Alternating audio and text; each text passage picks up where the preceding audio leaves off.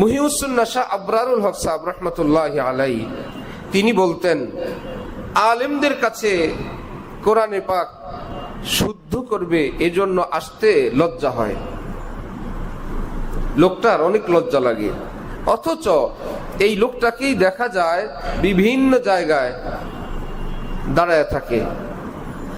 হযরত বলেন এমনকি নিজের জুতা মেরামতের জন্য মুচির সামনে দাঁড়ায় থাকে। সিরিয়াল দিয়ে আরো দুইজন আছে, নিজের চুল কাটার জন্য সেলুনে গিয়ে দাঁড়ায় থাকে। দাঁড়ানোর জায়গা নাই, বাইরে দাঁড়ায় থাকে, সেখানে কোনো লজ্জা নাই। মুচির সামনে লজ্জা নাই। বিশাল কোটিপতি মানুষ একজন গরিব রিক্সাওয়ালার কাছে 80 টাকার রিক্সা ভাড়া দিছে, 90 টাকা ভাড়া, 10 টাকার জন্য দাঁড়ায় আছে, হাত পেতে আছে, 10 টাকা দাও। এখানে হাত পাততেও লজ্জা হয় না, এখানে দাঁড়ায় থাকতেও লজ্জা হয় না, মুচির কাছেও লজ্জা হয় না, সেলুনেও লজ্জা হয় না, লেগুনা কিংবা বাসের সিরিয়ালেও লজ্জা হয় না। সব লজ্জা কোরআন শিখতে, এটা লজ্জা না, এটা শয়তানের একটা ধোঁকা। কারণ ফাইন্না হাকিকাতাল হায়া আন্না মাওলাকা লা ইয়ারাকা হাইসু নাহাকা। প্রকৃত শরম বলে তাকে যে বান্দা গুনাহ করতে শরম পায়, এটার নাম শরম। গুনাহ করতে যার শরম লাগে এটার নাম শরম। গুনাহ করতে শরম লাগে না, বন্দিগি করতে শরম লাগে, এটা কি শরম না ইবলিসের ধোঁকা? এজন্য ডক্টর ইকবাল বলছেন, আজীব মানুষের অবস্থা যে নামাজ দ্রুত পড়ে, নামাজ জলদি সে পড়তে হ্যাঁ ফির সে গুনাহ করনে কে লিয়ে, যে দ্রুত আবার গুনাহ করতে যাবে এই জন্য নামাজটা খুব তাড়ায় পড়ে। কি ব্যাপার, আমার একটু গুনায় যাওয়া লাগবে, টেলিভিশন দেখা লাগবে, খেলা দেখা লাগবে, মিথ্যা এবং ধোঁকা প্রতারণার কাছে যাওয়া লাগবে, কারো দাড়ি শেভ করা লাগবে, শেভ করতে যাবে, এই জন্য নামাজটা দ্রুত পড়ছে। নামাজের পরে আমার শেভ করার টাইম।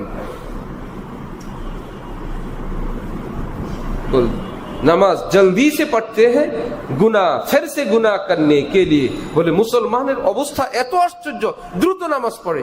ইমাম সাহেব এখনো আসলেন না, 1:30 জামাত, 32 বেজে গেছে, ইমাম সাহেব এখনো দাঁড়াইলেন না, মুয়াজ্জিন সাহেব এখনো একামত দিলেন না, আমার দ্রুত যাওয়া দরকার। কোথায় যাবে? গুনায় যাবে। আমার ভাইয়েরা, নিজের উপর আল্লাহর জন্য ইহসান করি, নিজের উপর দয়া করি, আল্লাহর জন্য আমরা কোরআনে পাক শুদ্ধ করার চেষ্টা করি। আল্লাহ আমাদেরকে তৌফিক দান করেন। যাদের শুদ্ধ আছে শুদ্ধ, যারা মনে করেন আমার কোরআনে পাক শুদ্ধ হয় নাই, বারবার বলছি কোরআনে পাক শুদ্ধ করার অর্থ, কেউ যদি কোনো আলিমের নিকট শুনে শুনে, আপনি আলিফ বা তা সাও চিনেন না, সিফাত মাখরাজ জানেন না, মদ গুন্না একদমই বুঝেন না, আপনি কোন আলিমের নিকট শুনলেন, শুনে শুনে সূরা ফাতিহা ঠিক করে নিলেন, এবং ঠিক করার অর্থ এই যে 100 নম্বরে 100 সেও পাস, 100 নম্বরে 33 ওয়ালাও পাস।